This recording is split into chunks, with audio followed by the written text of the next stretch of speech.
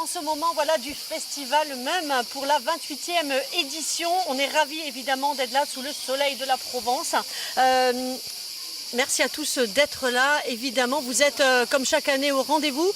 Bonjour Glenn, comment ça va ? Pas mal, il fait beau, il y a des sourires partout, donc c'est top. Chef 3 étoiles à Lousteau de Baumanière, jury Top Chef cette année. Qu'est-ce qu'on est ravis que tu aies accepté d'être le parrain de cette édition. Tu as participé 2 fois au festival. Tu avais un restaurant éphémère. Exact, donc c'est vrai que c'est quelque chose qui est bien mené, on sent qu'il y a beaucoup d'investissement et on prend beaucoup de plaisir à y participer, donc je suis ravi d'être là. Est-ce que quand tu avais ton restaurant éphémère, tu t'imaginais quelques années plus tard être le parrain de ce festival ? Franchement, non. Non. Non, pas forcément, mais bon, ça se passe comme ça, donc tout est déjà écrit, donc je suis ravi d'être là. En tout cas, nous, on est contents, les festivaliers sont très très contents. Ils ont pu te voir également donc, sur cette saison de Top Chef 2022. Tu le ressens, ça fait déjà quelques heures que tu es sur le festival. Les gens veulent des photos, les gens veulent te rencontrer. C'est nouveau ça aussi pour toi ? Oui, c'est nouveau, alors je le ressens surtout sur des événements comme celui-ci parce que moi j'habite à la campagne, je fais du restaurant à chez moi et c'est toujours dans le Val d'Enfer que mon trajet se fait et donc en général je croise pas grand monde. Donc dans mon quotidien, je dirais que je le ressens pas trop. Évidemment, sur des événements comme celui-ci, je le ressens plus. Alors, depuis que tu avais ce restaurant éphémère au festival même il y a quelques années, le festival a pris de l'ampleur. On s'est vraiment perfectionné. Je pense que c'est vraiment le mot. On a également un jardin potager que tu as visité ce matin. Des chefs de la région qui sont là, des pâtissiers, des glaciers, des brasseurs, voilà. Qu'est-ce que tu as pensé de ce festival ? Je trouve que c'est très très dynamique. J'ai ressenti ça. C'est vrai qu'il y a beaucoup de choses qui se sont faites en peu de temps, j'ai l'impression. Ce jardin, cette espèce de petit parcours du combattant qui va être fait autour du bien-être, les senteurs, etc. Non, je trouve ça vraiment incroyable. Et c'est vrai qu'après 2 ans de non-festival, je dirais, on est content aussi de se retrouver. Et je vois surtout que pendant ces 2 années, on n'a pas dormi ici, quoi. On n'a pas dormi.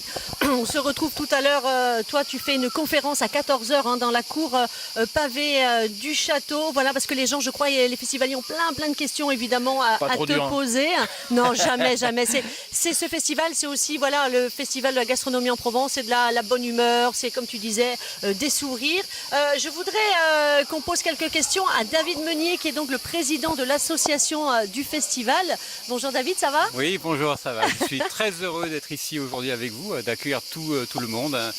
Après 2 années très difficiles, on n'a pas pu organiser ce festival. On a un petit peu déprimé et puis là à nouveau on a le sourire d'accueillir Glenn et aussi d'accueillir tous les festivaliers. Bien sûr, festival. Glenn le disait, le festival est monté en gamme, il s'est passé plein de choses. Qu'est-ce que toi, en tant que président, tu dirais du festival 2022 ?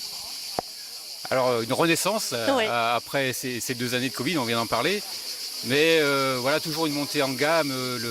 Aujourd'hui la gastronomie est devenue très populaire, on le voit Glenn avec les émissions que tu as pu animer. La gastronomie c'est vraiment mettre en avant l'art, l'artisan, le geste de l'artisan.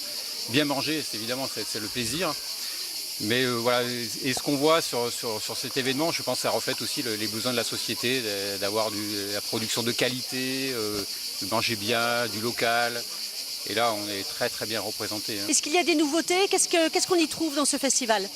Alors, c'était aussi arrivé avec Colline Floquier. On a eu Exactement, c'est vrai, Colline. Qui se sont transformés. On aurait tellement aimé avoir aujourd'hui avec nous. Et j'espère que nos 2 coups de cœur vont bientôt être étoilés. C'est une reconnaissance qui dépasse celle du festival. Le guide Michelin, c'est quand même une référence mondiale.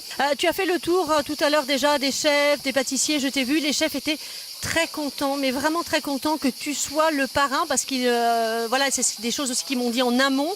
Ça aussi, c'est une fierté parce qu'ils sont étoilés, ils ont une étoile pour la plupart. Peut-être qu'ils ont envie d'en avoir plusieurs. Est-ce que tu peux leur donner des conseils aussi ? C'est des genres de conversations que vous avez ? Oui, souvent on me dit comment t'as fait.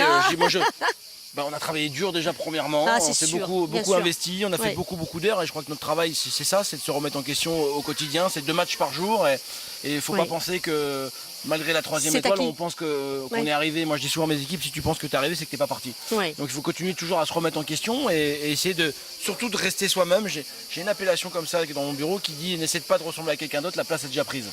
Très bien. Il faut surtout être soi-même, quoi. C'est-à-dire qu'il ne faut pas se brader, il faut respecter qui on est et faire la cuisine qu'on aime. D'accord, génial. Ouais, c'est bien ça. Moi, je vais vous libérer parce que vous allez évidemment aller goûter maintenant les bons petits plats, les desserts, les vins de nos artisans, de nos chefs.